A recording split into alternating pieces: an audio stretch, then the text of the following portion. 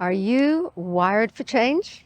I woke up, blinked, stretched, reluctant to get out of my cozy bed.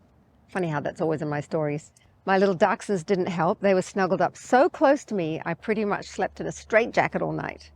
And now in the chilly morning, they did not want to move.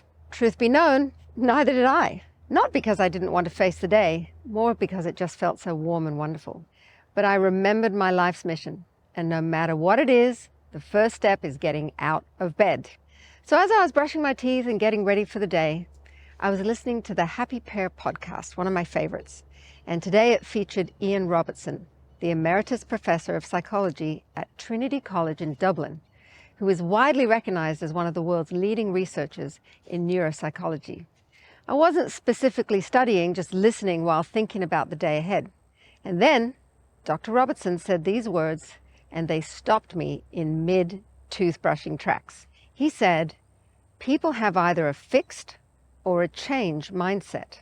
The fixed mindset predetermines behavior that is about avoiding things that challenge beliefs and the status quo for fear of failure, while the change mindset is more open to learning and exploring without fear of failure. His research showed that the change mindset lives in the left side of the brain, while the fixed mindset lives on the right side of the brain. It is an innate tendency which is further shaped in your early years by your parents' attitudes and tendencies in one direction or the other, left or right. In psychological terms, it is often explained as the concept of nature-nurture, what you are born with combined with your environmental influences. Now, this doesn't mean you can't change the way you are, but it might be kind of comforting to know that your tendency to avoid or fear change rather than approach and embrace it is probably more about your innateness than some kind of personality defect. Personally speaking, I'm more on the approach, growth, change side of things. And if you look at my life to date, the evidence is there.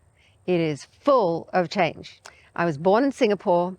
When I was 12, my family moved to Sydney, Australia. At 18, I earned a full scholarship and went to Macquarie University to study for a Bachelor of Arts and Diploma of Education, which I never achieved because I left 2 years into the 4-year course. I was tired of being in school for so long, and I wanted to get out into the real world. At 20, I did something completely different. I took a course in skincare therapy with Ella Bache, and a year later embarked on a 12-year executive career as their educational director. During that time, I had the privilege of traveling to Europe every year to learn, teach, not to mention ski in the French, Swiss, and Italian Alps. Then at the age of 33, I moved to the USA to help my soon-to-be husband develop a worldwide initiative called Natural Horsemanship. The next 30 years were nothing but changes in business, travel, teaching, and living. It was really challenging on every level. Was it stressful? Yes, but I loved it. Well, except for the divorce part. But I loved it, and now I know why.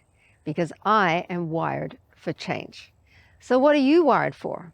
Do you have a change or a fixed concept? Do you approach challenges or avoid them? There's nothing inherently wrong with being one or the other, or even a mixture of the two.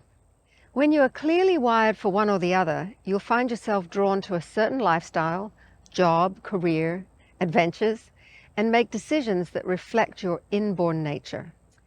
On the other side of the coin, if you're having trouble in your life or career, it could be because you're doing something against your wiring, or you are somehow positioned between the two. Now, you have choices to make for yourself. Do I go with what's easy, or do I evolve to fulfill my real goals and dreams? And then, do I judge others because they're different from me, or do I have a new perspective now because I understand how they might be wired? In the next video, I'm going to talk about the importance of your personal evolution and how failure is a better teacher than success.